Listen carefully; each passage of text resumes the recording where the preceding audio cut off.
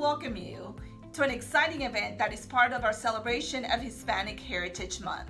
Each year from September 15th to October 15th, we take the opportunity to recognize and appreciate the contributions that Hispanics and Latinos make to the fabric of our communities. And this year, we're celebrating in a big way with a variety of free virtual events. Videos, concerts, art exhibits, culinary events, historical readings, dance parties, and more are among of our presentations that will bring to life the culture of Mexico, Colombia, Guatemala, Chile, Cuba, and other nations. I also want to tell you that AARP is here to help you and your families get through this pandemic. We're encouraging you to get the free COVID-19 vaccine so you can protect yourself, your children, and your grandchildren. And for many of you, there will be an opportunity soon to get the booster shot to ensure you stay protected from the deadly coronavirus.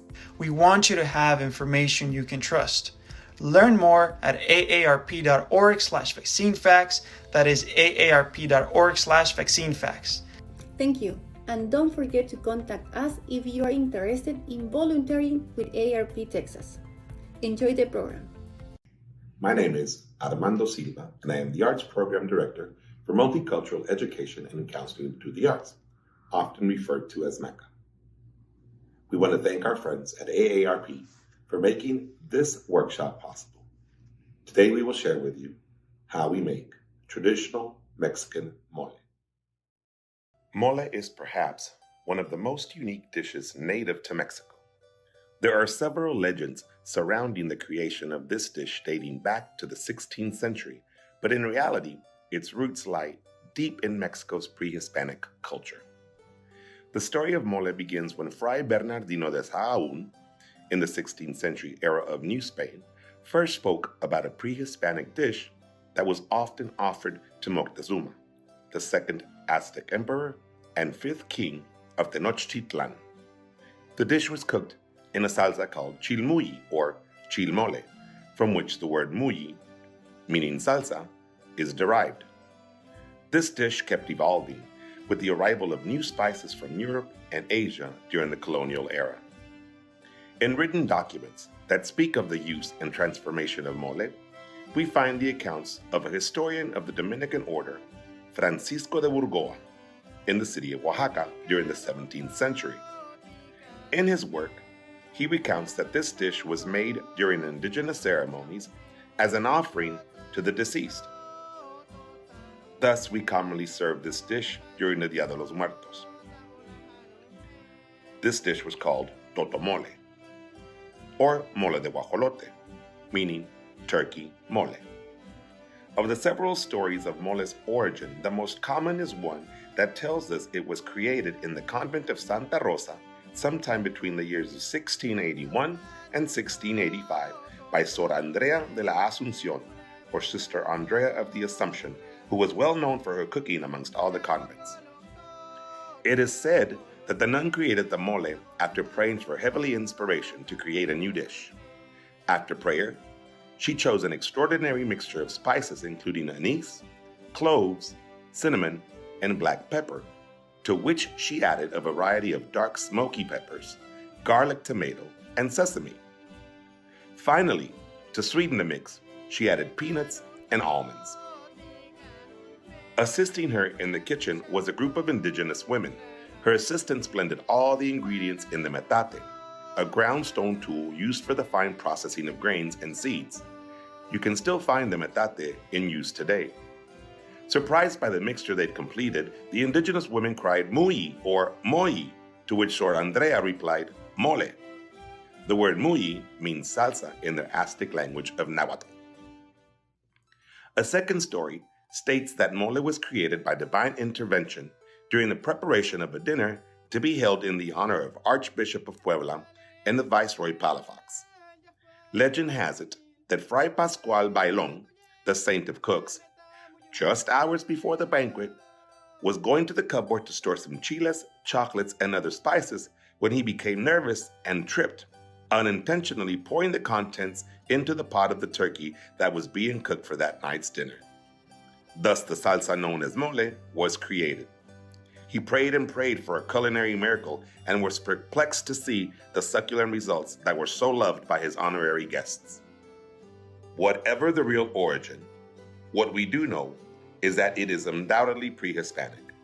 Currently, there are more than 100 types of mole that exist, and although the passage of time, many of the recipes closely resemble those written in the 16th century by Fray Bernardino de Sahagún.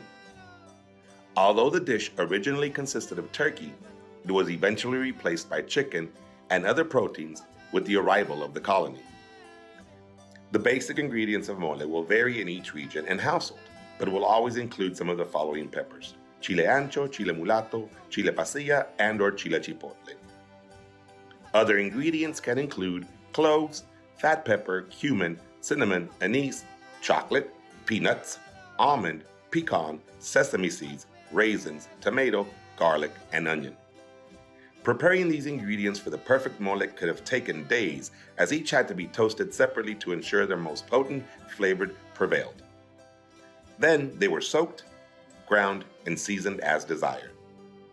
Thankfully, we now have it much easier, as we can find pre-made mole in a jar or in paper pouches at our local grocery stores. In the tutorial video you are about to see, we will show you which current day items can be used to sweeten this Mexican delicacy and how we can use a blender in place of the metate. I now want to talk to you about preparing your chicken. We like to use, in my home, the chicken quarter, as it's more flavorful and moist than, say, a chicken breast might be. But again, this will be your mole.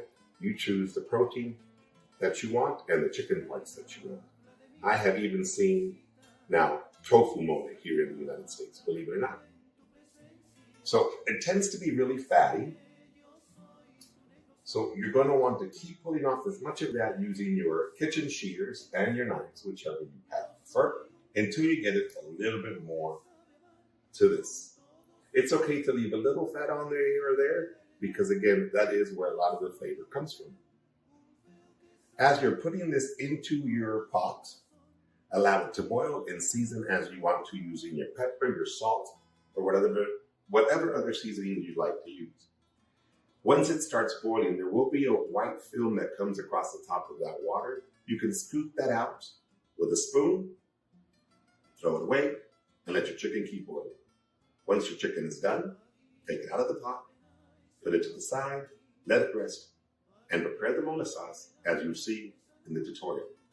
Now I'd like to introduce you to my mother, Socorro Hernández, who will be showing you her recipe of mole poblano as she's learned it in Durango, Mexico. Enjoy. Bienvenidos a mi cocina, soy Socorro Hernández. Vamos a preparar un mole. Voy a preparar un mole estilo Durango, ya el pollo está cocido.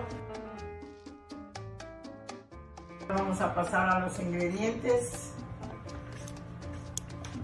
Los ingredientes son las galletas y un poquito de chocolate, y luego le vamos a agregar la pasta. Le vamos a poner las 5 galletas y vamos a poner chocolate.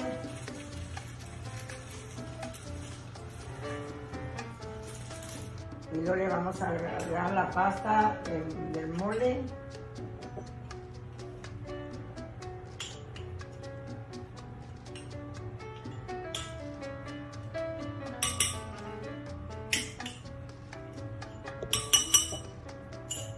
Le agregamos una poca de agua.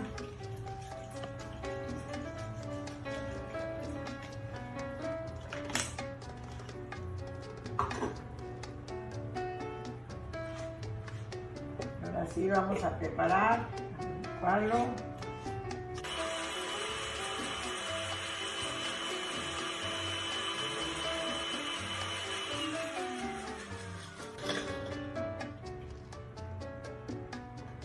Ya está la pasta hecha, ahora se lo vamos a poner al pollo que ya está cocido.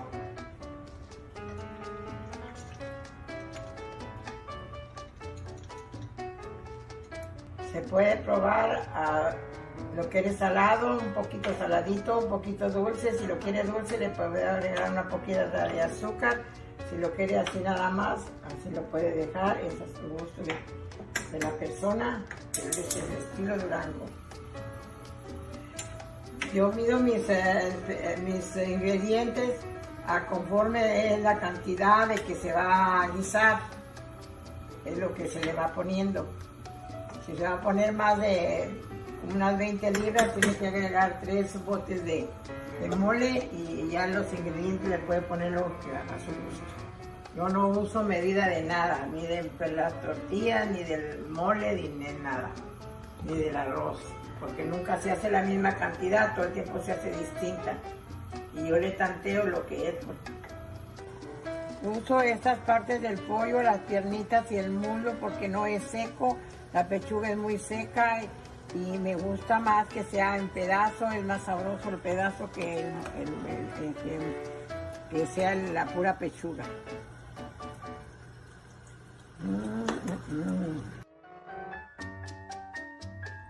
Gracias por entrar a mi cocina, espero que les guste mi mole.